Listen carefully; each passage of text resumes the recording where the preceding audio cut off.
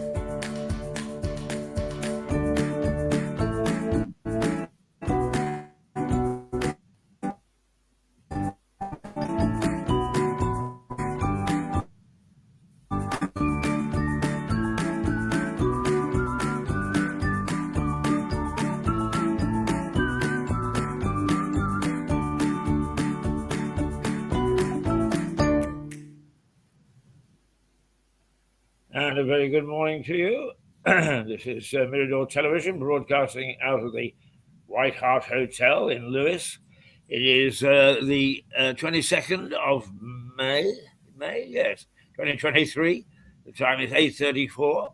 And although we normally start with a review of the newspapers and the news, we have now changed our plan a little. And we are going to start off each Monday with Richard Barton and end on a Friday at this hour with Richard and Philip, the two Bs.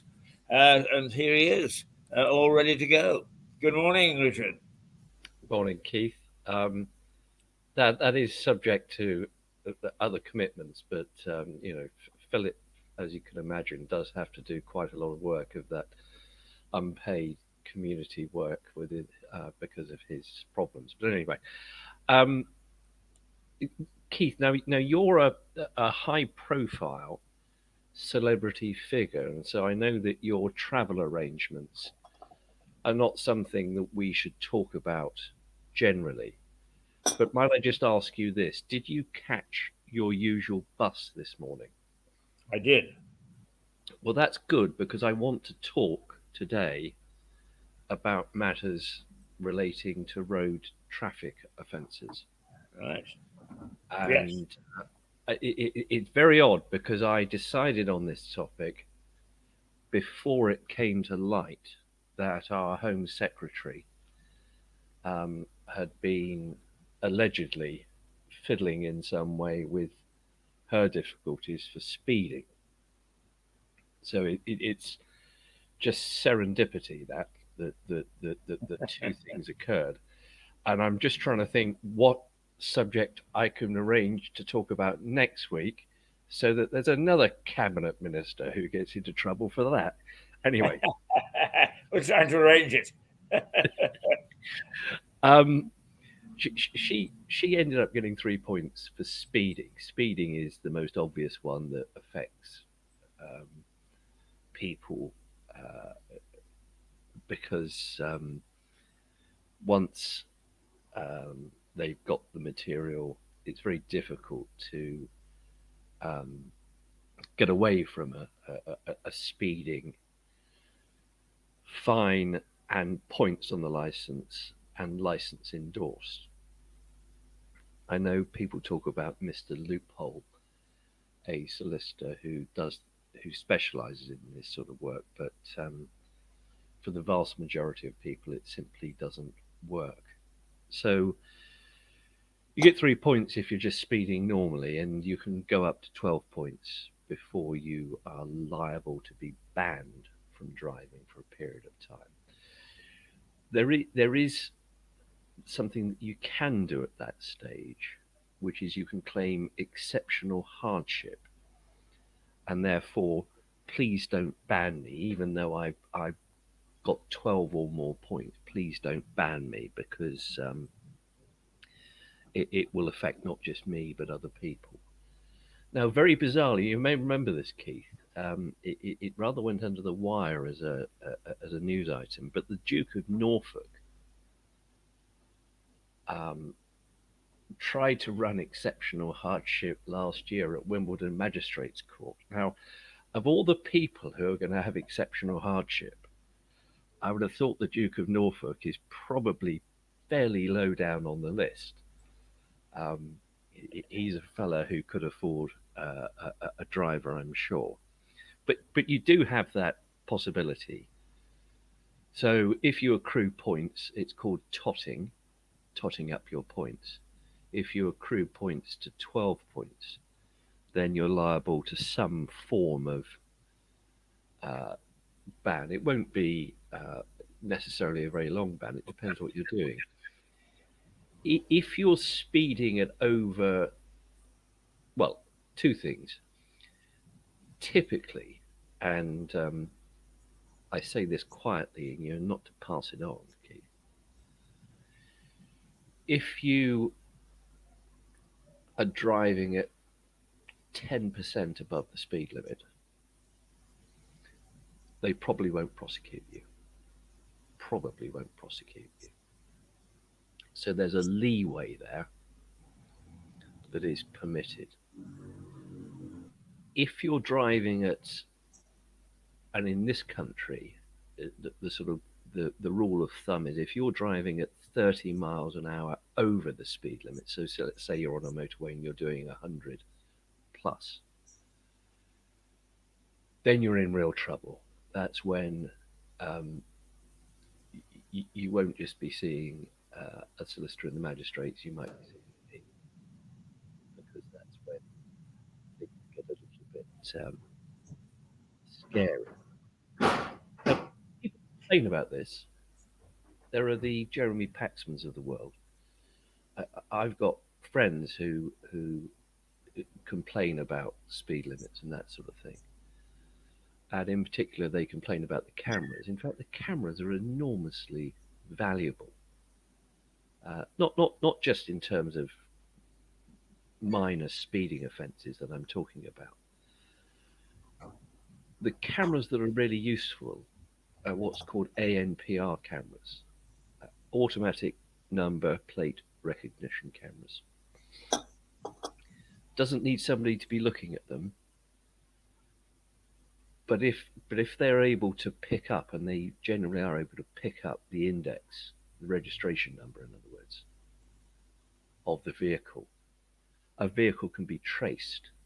So in a more serious crime, where you're trying to track the movements of the criminal,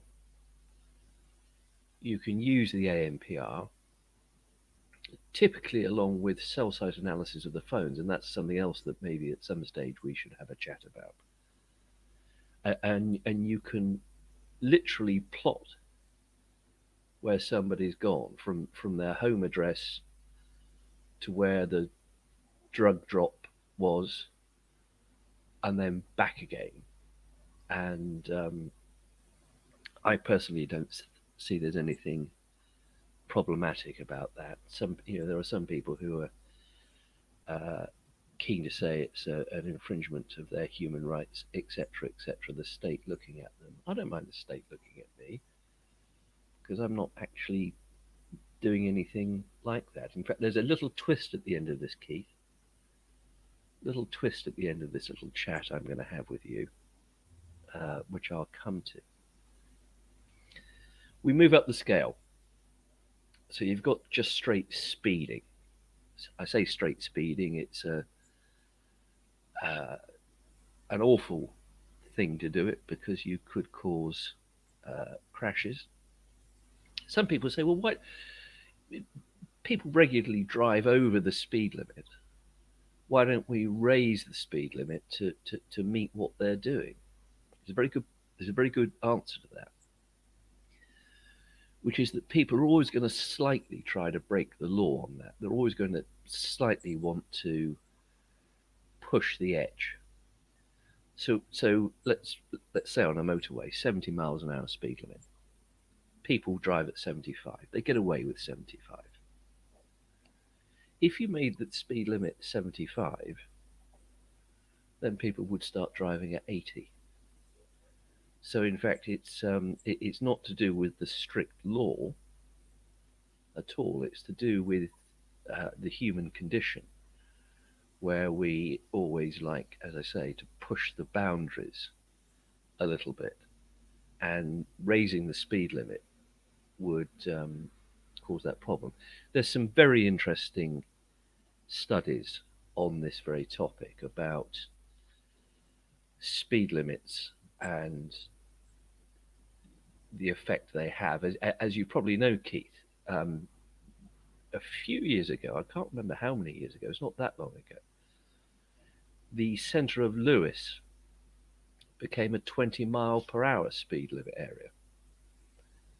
And that's for exactly that reason, because it reduces the risk of, when you're crossing the road over to the White Hart, having got off your bus, that somebody's going to knock you down and do you a damage.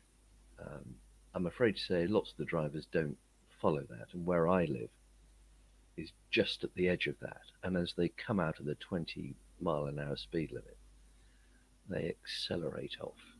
And I use quite a lot of profanities when I'm walking my dog, I have to say, at those drivers. But that's a different point. As I say, moving up a level, drink and drug driving, and it's another odd feature of me choosing this subject. That the Daily Mail today, I don't know if you've seen the headline. Yes. I don't take the Daily Mail. I ought to say that, but I saw it online.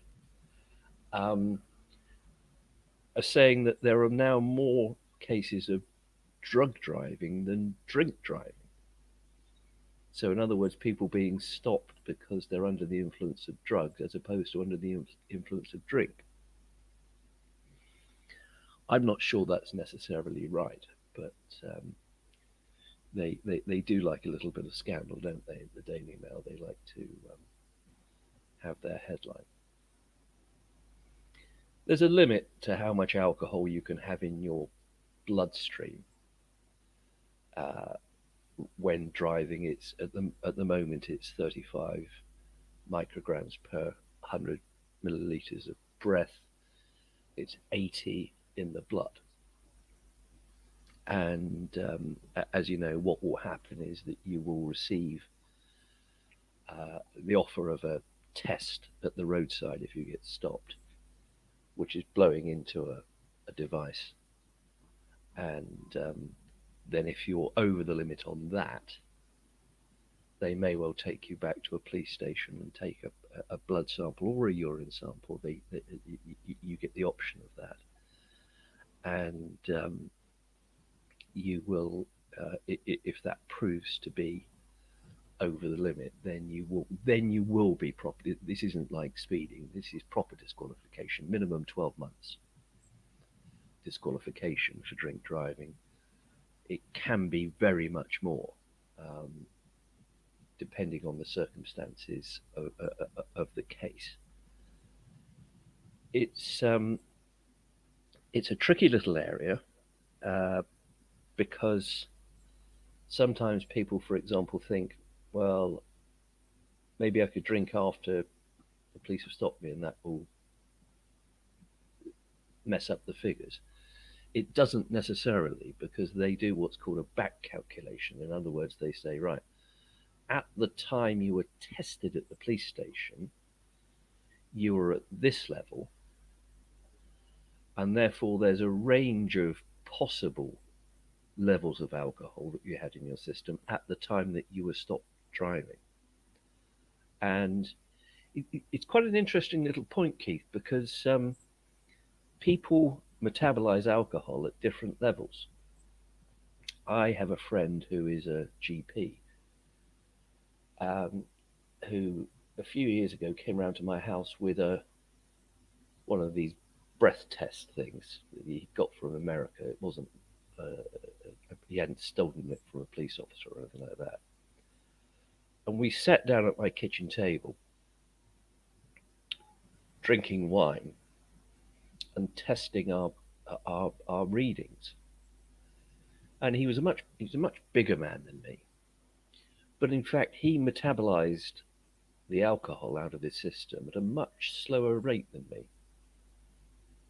And that's why, with a back calculation, there can't be absolute accuracy because different people in different circumstances, and lots of other things affect it. But people shouldn't think that, for example, that if you drink coffee or you have something to eat, and I know there's one ludicrous uh, theory I've heard that if you put a penny in your mouth when you take the breath test, that will nullify it. No, no, it won't. Those are all utter, utter myths. Um, it's interesting that, for example, the level of our um, acceptance of alcohol in the blood system is about twice that it is in Ireland, for example. And there might be an argument for lowering it, but of course the various people who lobby Parliament wouldn't want that to happen, and that's why it doesn't happen, and that's why sadly there are accidents caused by people who have been drinking and then drive. Um, it's just not a good combination, and you'll remember the days, Keith, when even when I was a young man and you were a callow youth, that people did regularly drink to excess and then drive, and it was almost a badge of honour. Um, and it's an interesting social change that's now become completely anathema, and a positive one, that drink drivers are considered to be um, bad people. There are other offences in the lower court. Never ask me to do any of these. Please never ask me to do any of these because um, I'm talking about magistrates' court. Unless you want to pay me a lot of money, a lot of money. Well, there's an interesting point on that, Keith, which is that occasionally I do get asked to do, there's somebody who wants to pay privately, and will you, Mr. Barton, go along and represent this person on a drink driving? And I tend to say, look, if I turn up in this isn't blowing my own whatever I've got to blow, but somebody of my age turning up at the magistrates,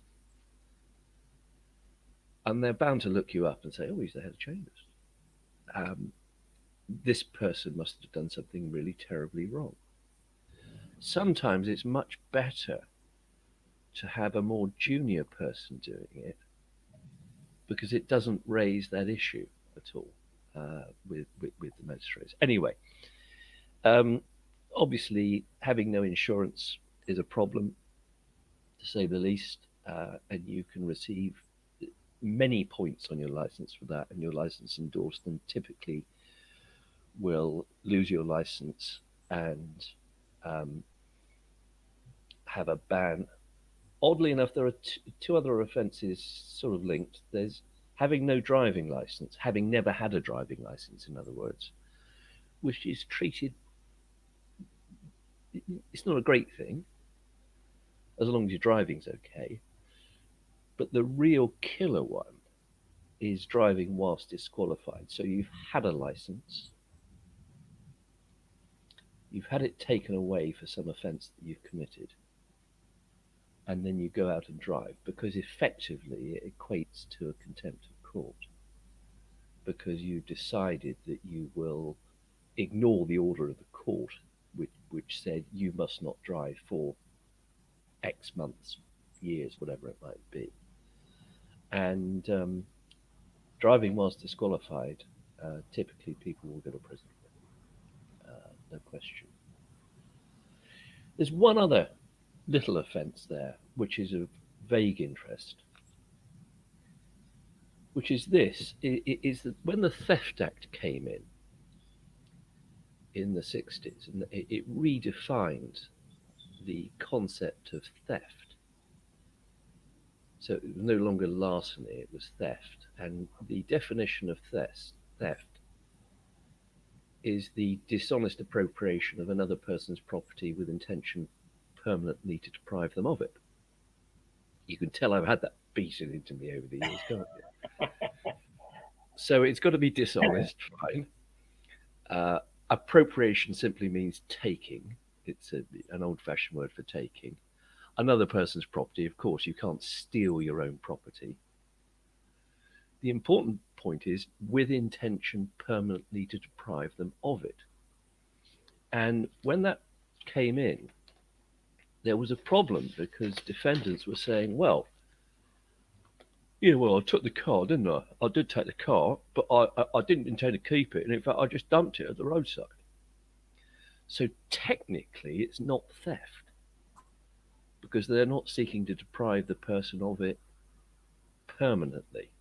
Mm. So there's a separate offence which is called, by the lawyers, TWOC, which is taking without consent. And it only relates to vehicles. So if you take somebody's vehicle away without their consent, then you've committed that offence, and the prosecution don't have to prove that you intended permanently to deprive the person of it. God, that's dull, isn't it? Anyway, let's get on to the exciting stuff. Crown Court. Crown Court. All right, just before we get to the Crown Court, I wonder if I could just tell you about when I lived in British Columbia, the highways minister was a man called Philip Gallardi, and he was known as Flying Phil. And the reason he was known as Flying Phil was he was speeding along the road, and the RCMP pulled him over, and he sort of bluffed a little, I'm the highways minister, and they said, yes, Mr. Gallardi, we recognise you, but you were speeding. And they said, can we see your license? And he offered a license, and it was his flying license because he was a pilot as well. And they said, sir, this is a pilot's license. Yes, he said, I was flying low.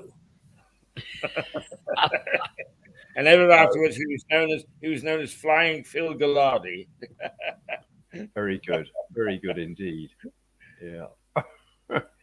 Right, now to Crown Court. Now to the Crown Court.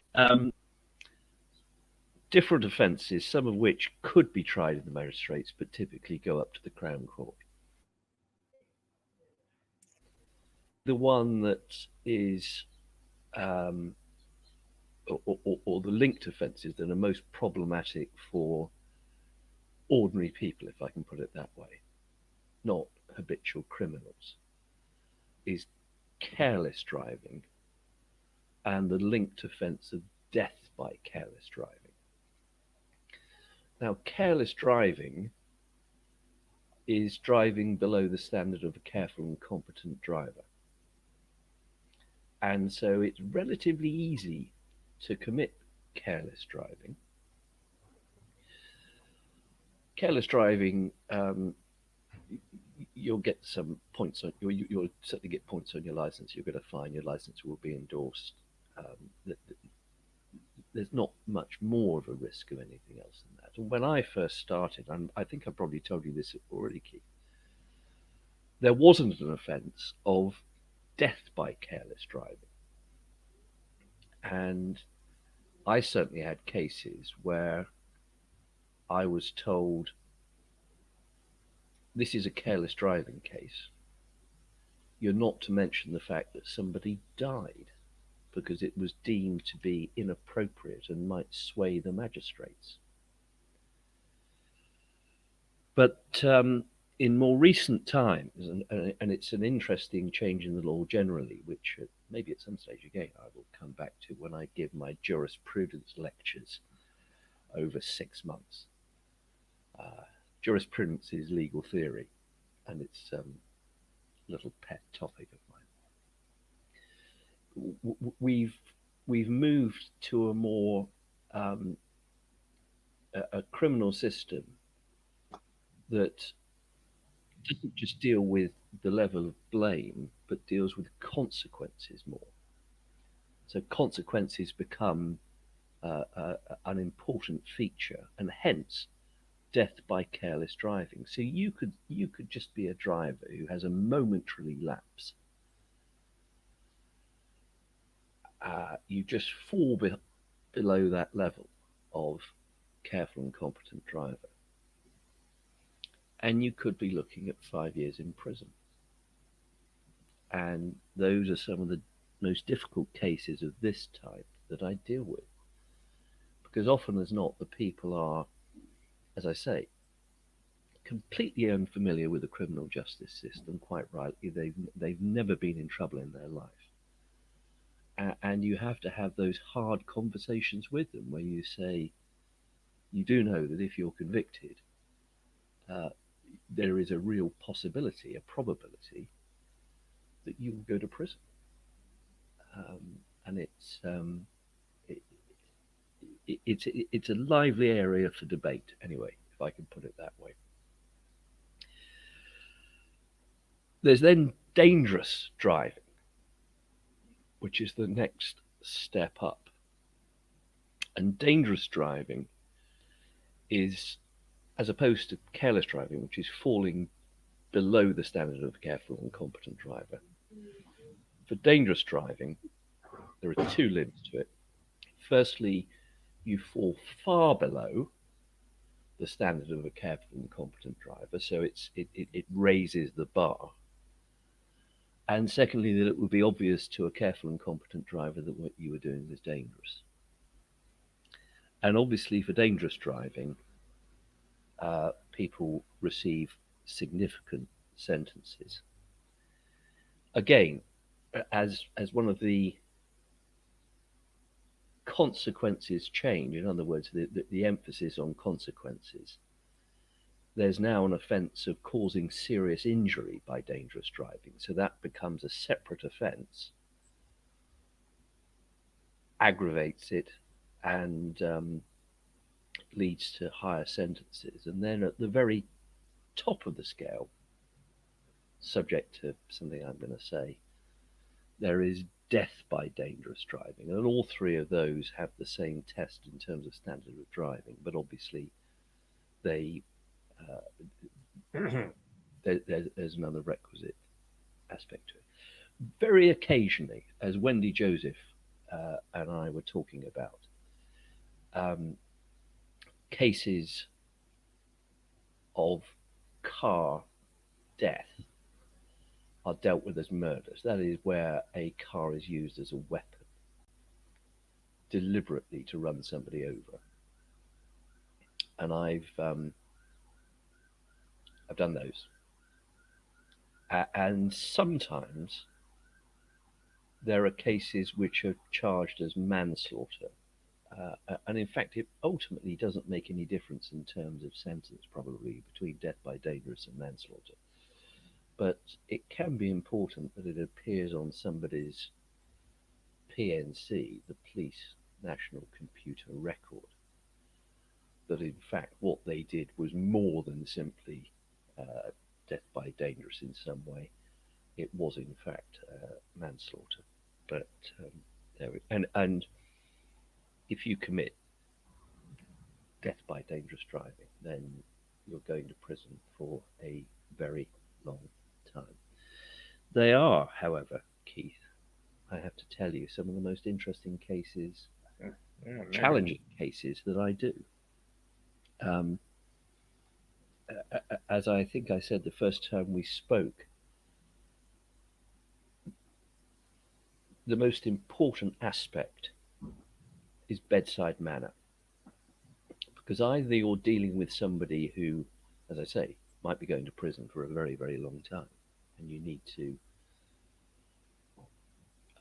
deal with them, or, and probably more often than not, I prosecute these cases, you have a deceased's family who are there often at court and who have no experience of the criminal justice system, just feel the terrible loss that they've had. And you have to manage their expectations because of course, people who are killed, everyone assumes, well, it's murder, isn't it? Well, it's not necessarily murder. If it's death by dangerous, they're not going to prison for life. Um, so that's one aspect of it. That sort of, as I say, that bedside manner. But Yeah. there are, Tell me, Richard, do you both prosecute and defend in these cases? oh yes, yes, yes. Um, yes. Um, I tend to defend out of away from Sussex.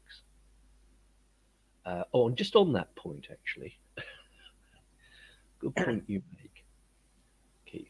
Um, when you renew your car insurance, I'm not saying you will, because I don't think you drive anymore, do you, Keith? Not anymore, no. Um, I would advise people to tick the box asking for legal indemnity insurance.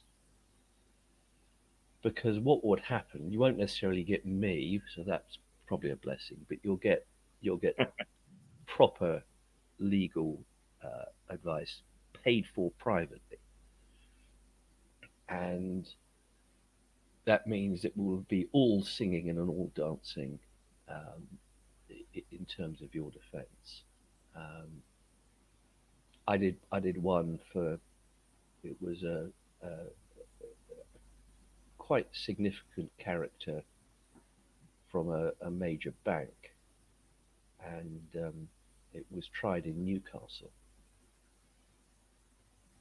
And his defence, it's a very interesting defence, was that he had sleep apnea. Now, sleep apnea is where you your airways block when you're sleeping at night, so you don't sleep as well. You keep waking up. You don't realize it, but you keep waking up, and it means that when you are then the next morning awake, you're very tired, and you can just nod off like that, which is what he did on the A1. I know the feeling. But yeah, on one level, Keith, it's got a humorous content, but sadly crossed the carriageway and uh, took out the car coming the other way and killed the driver. Um, and I did an awful one in Leicester where, again, sleep apnea, where the I was for the lorry driver, who was a sleep apnea candidate. There was no question about it because he was a big lad with a what they call short neck, is what the medics call it, so that he's more likely to block his airways. Yeah. And he Like a prop in rugby. exactly, and he fell asleep at the wheel and he took out 9 cars, um, including sadly a woman, um, who was doing nothing wrong, and the whole thing went up in flames and that. But he had sleep apnea, which is an interesting topic in itself. Uh, and for the first of those cases, I went to Edinburgh to have a meeting with our expert, who was just fascinating on the topic. I know it sounds sleep apnea. It sounds as if you're going to fall asleep when you talk about it, but it is actually in itself a fascinating topic. And it brings me on to what I was going to say about these cases. Is that aside from bedside manner, aside from learning about sleep apnea, and I've said this before, um, as a barrister, you get a little learning about a lot of subjects. So um, I know quite a lot about uh, the mechanics of vehicles, and that's not just from my dad when he was a professional lorry driver. It's more um, what I've picked up. You learn about investigations of road traffic collisions, speeds angles, road surfaces, and how uh, smooth or otherwise they are, um, points of impact of vehicles, and the likely velocity at point of impact, all these sorts of things. And that itself can be quite interesting. You need to know a little bit about pathology as well, because sometimes, and I've certainly had cases like this where there's an issue about causation. So somebody gets injured in a car accident, and then 3 weeks later they die, and the question arises as to whether or not the collision was a cause. It doesn't need to be the cause, as long as it's a more than, as the Latin has it, de minimis cause, more than a minimal cause, then the person would still be liable. But sometimes there is, again, what the Latin has, novus actus interveniens, in other words, a new act intervening, which means that the person who had caused the collision ought not to be held liable for the death, because it was, and typically it's a medical um, negligence issue, and so that can be quite interesting. And of course, you need to know about toxicology, and I've had a lot of fun talking to people about toxicology. Typically, when I was getting intoxicated myself in a pub, but there we go. The people who get into trouble for driving offences can be anybody. Any of you out there could find yourself in trouble. Someone walks in front of your car, boom. But they tend to fall into sort of three major categories. Firstly, there's youths driving a car with their mates in, and they end up going too quickly and they crash, and that can be that they crash into another car, or it can be a what's called a single vehicle road traffic collision, which, as it suggests, means that they simply lose control and spin off. And sadly, a lot of those cases involve people having, that I deal with, involve people having killed or seriously injured their best friend, who was sitting in the passenger side and who took the brunt of the impact. Motorcyclists, the second. Um, my very strong advice to you is, do not ride a motorcycle. It is deeply unwise to do so. Probably 50% of the cases that I've done involving road traffic deaths, criminal cases, have involved the death of a motorcyclist. Because if you think about it, you're there, you're completely vulnerable, and everyone else is in a big metal box. So don't be a motorcyclist.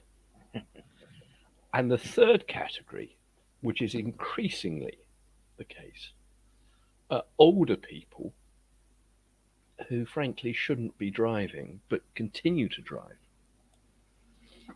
And I had personal experience of this with my father back in 2015.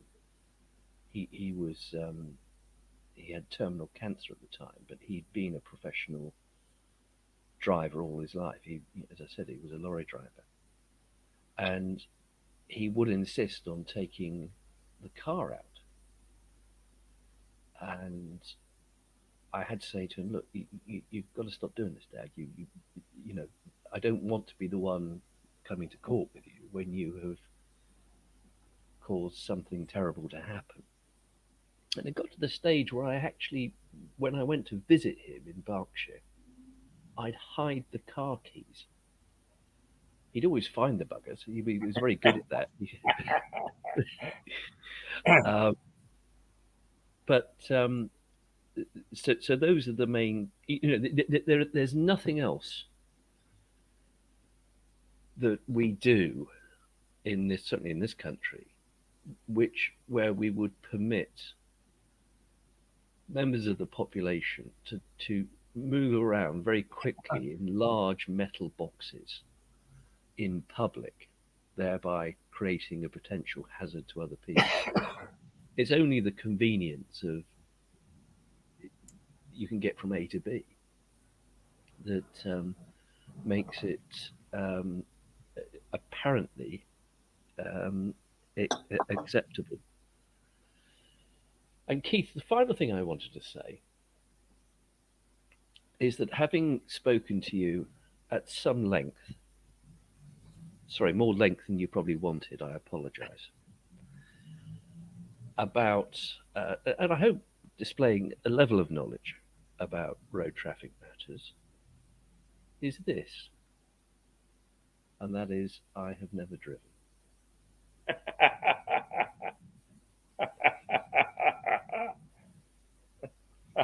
Well, sometimes that helps in being objective about things. Very much so, very much so. And I would be a terrible driver, so it's best that I Richard, tell me this: what is the strangest offence that you ever had to put before a judge for, a fairly serious road offence? Ooh, that's a good question. Um, it's not so much the offence; it's the defence that can be the strangest, where people say I didn't drink that much, or my drink was spiked, or I've got this problem that means that it looks as if I'm full of alcohol, but I'm not actually.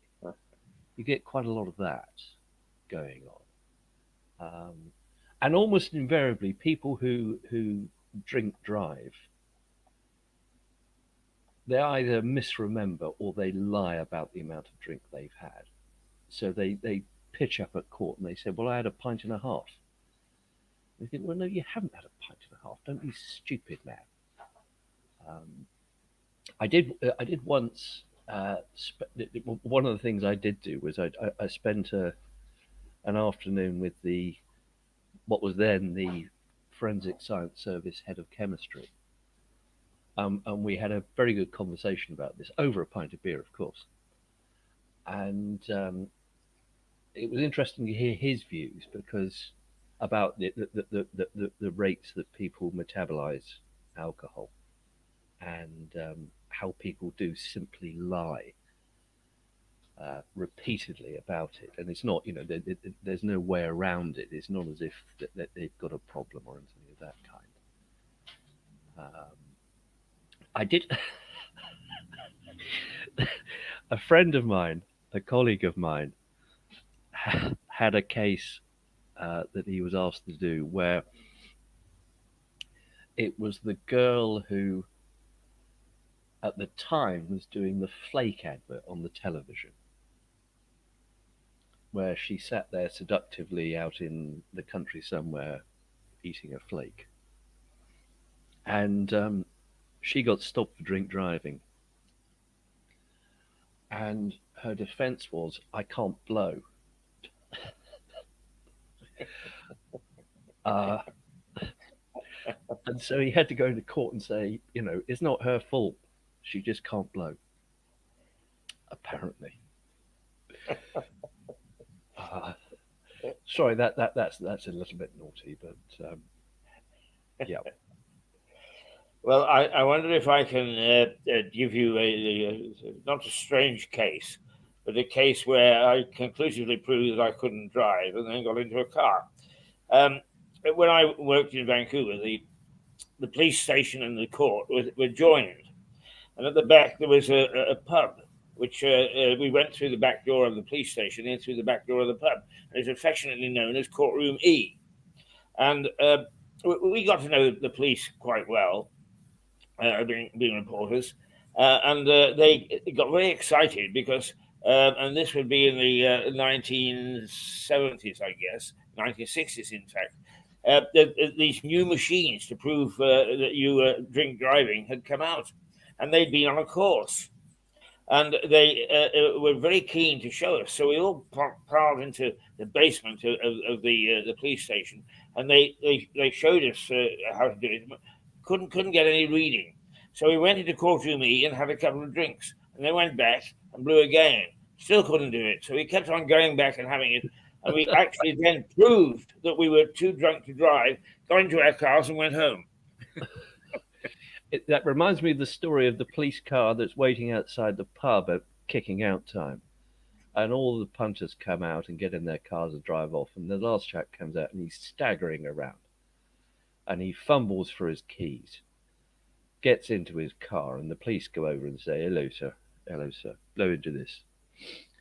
And he blows into it, completely negative, nothing on it. And they say, what's going on? He said, I was the decoy.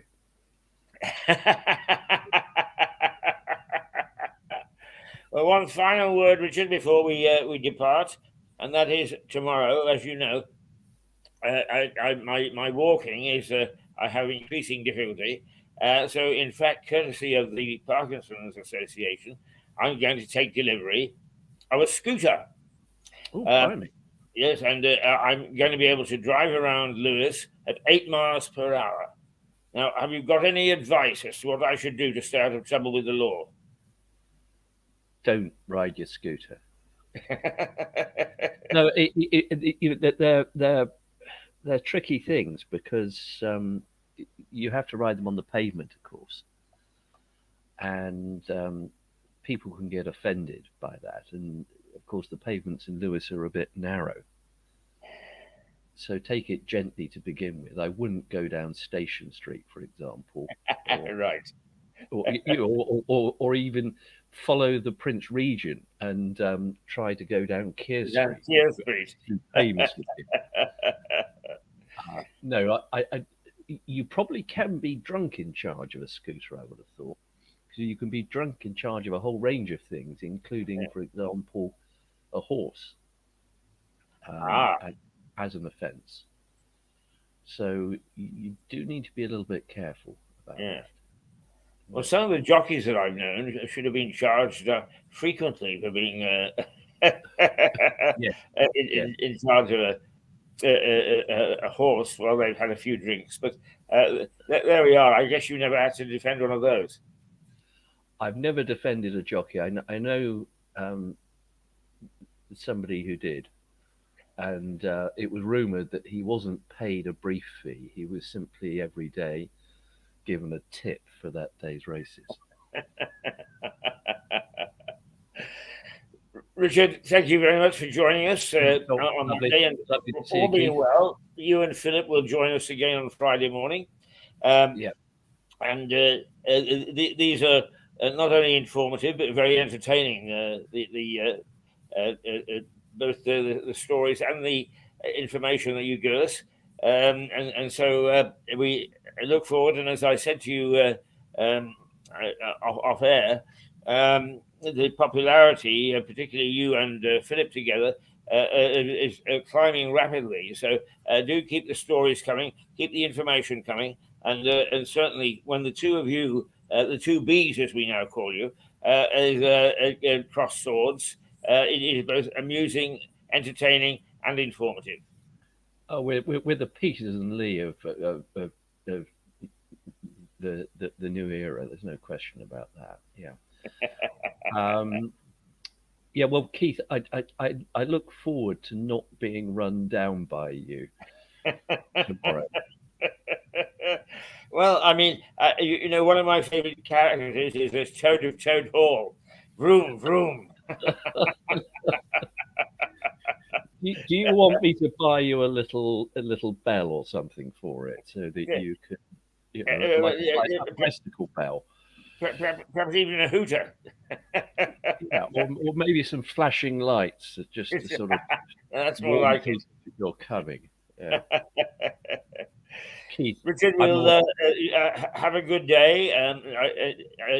You're going to do things remotely today. Oh, you've got a day off. Yes, of course. Yeah, I remember now. Okay, well, we'll see you soon, and look forward to it. Thanks, Keith. All right, have a good day, mate. Bye bye.